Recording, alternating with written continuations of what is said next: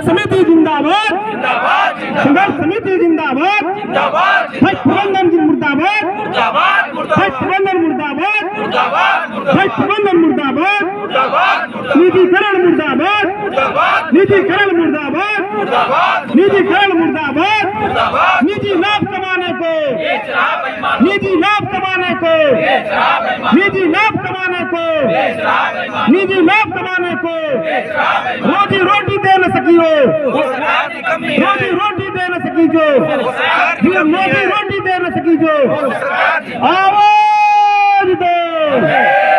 लेकिन सरकार आपकी बातों को मान नहीं रही है। आखिर आप ऐसी क्या बात है कि सरकार आपकी बात मानने से जो है इनकार कर रही है?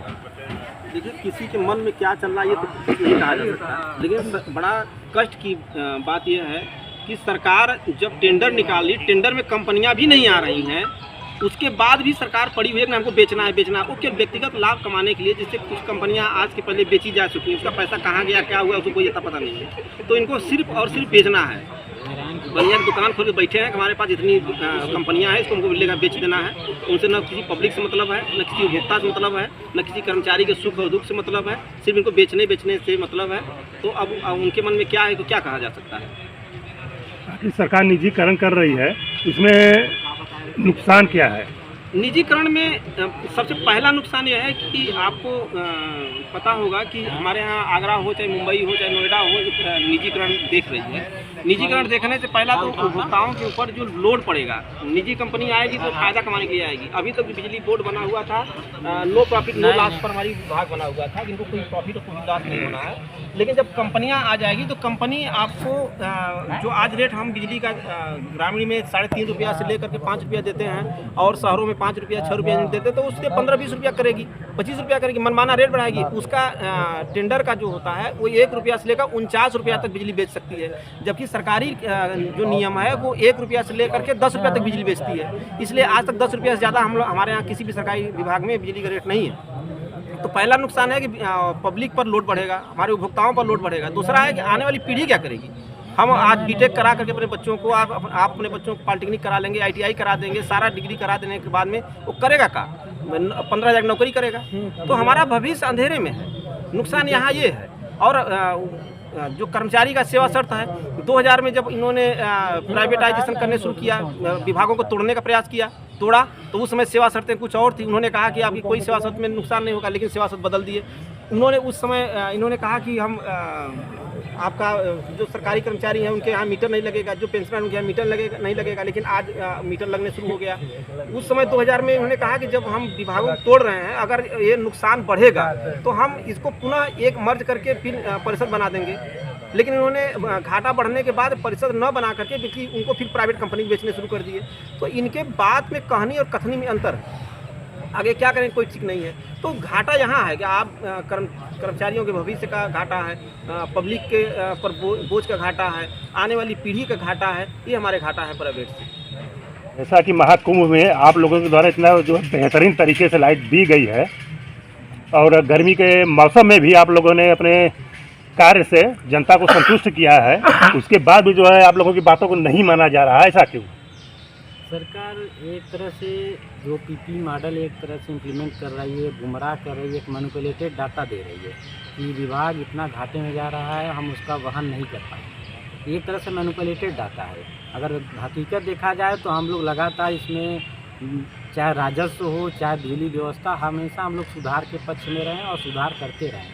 लेकिन सरकार एक तरह से गुमराह करके प्रबंधन द्वारा एक मैनिपुलेटेड डाटा सरकार को दिया गया है, और सरकार उस पर PP मॉडल के तहत हम लोगों को प्राइवेटाइजेशन के मार्ग पर लेके जा रही है, जबकि हम लोग हमेशा सुधार के पक्ष में ही रहें। अगर सरकार आप लोगों की बातों को नहीं मान रही है तो आगे आप लोग क्या करेंगे? देखिए, सरकार अगर हम लोगों की बात नहीं मानेगी तो जिस तरह से हम लोगों के कार्यकारिणी स्टेप बाय स्टेप हम लोग चल रहे हैं, और एक नेशनल कोऑर्डिनेशन कमेटी की तरफ से 26 जून को एक आंदोलन की कार्रवाई भी चालू कर दी गई है कि हम लोग अच्छा अगर नहीं होगा तो 26 जून से हड़ताल पर जाएंगे। और फिर भी गवर्नमेंट आपकी बात तो नहीं सुन रही। हम लोग हड़ताल नहीं किए, हम लोग अभी तो सिर्फ विरोध प्रदर्शन कर रहे हैं शाम को 5 बजे। और ऐसा भी नहीं कि किसी काम को बाधित करके, हम लोग सिर्फ एक जागरूकता के स्तर पे हम सरकार को या सरकार को प्रबंधन को सचेत कर रहे हैं। और इसमें सबसे बड़ी बात है कि जो किसान, मैं किसान का बेटा हूँ और मैं ये समझता हूँ कि हमारे घर में खेती होती है और इसमें सबसे बड़ा जो रोल होता है वो बिजली का होता है। जब वो सिंचाई करते हैं तो उस समय जब बिजली आती है तो उसमें कई किसान अभी भी जैसे बिजली थैंक से चला रहे या फिर उनको बहुत सस्ते रियायती दर पर बिजली मिल रही है, जिसकी वजह से हमारा काफ़ी काम बहुत ईजी गोइंग हो जाता है। अभी मैं ये देख रहा हूँ कि अगर आप इसे एक बार प्राइवेटाइज कर देंगे तो उसके बाद इसकी सब्सिडी का क्या करेंगे। जो सबसे बड़ा चैलेंज है कि किसानों के लिए जो सब्सिडी आती है क्या उससे प्रबंधन बचना चाहता है। और आगे आने वाले टाइम में सिर्फ किसान की मिनिमम जो प्रोडक्ट जब महंगा होगा तो उसका असर हर व्यक्ति पे पड़ेगा। ये तो उपभोक्ता के पॉइंट ऑफ व्यू। और टैरिफ रेट बढ़ने जैसे आज मोबाइल के टैरिफ रेट पहले शुरुआत में कम टैरिफ रेट रहते हैं, आप सर्विस बेहतर की बात करते हैं, तो जब सर्विस बेहतर होगी तो टैरिफ रेट भी तो बढ़ेंगे। कोई कमतर पैसे में कैसे बेहतर सेवा दे पाएगा। तो यही सब बातें हैं कि आप टैरिफ रेट भी बढ़ने की पूरी गुंजाइश है। और जो हमारे जो हमारी खेती आधारित व्यवस्था है वो चीज़ महंगी हुई, उसका असर हर व्यक्ति पर प्रत्यक्ष और अप्रत्यक्ष रूप से दिखाई देगा। ये बताइए कि जब 3 महीने से ऊपर हो गए अभी भी गवर्नमेंट नहीं चेत रही है, तो ये आगे क्या रणनीति अपनाएंगे?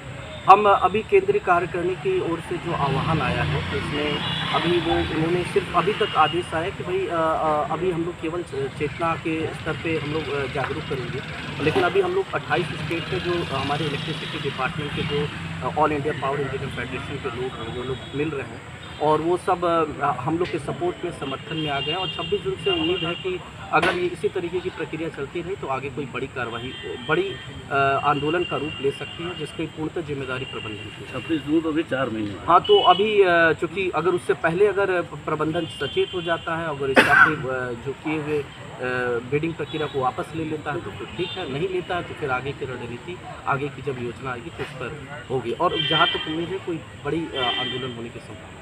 धन्यवाद।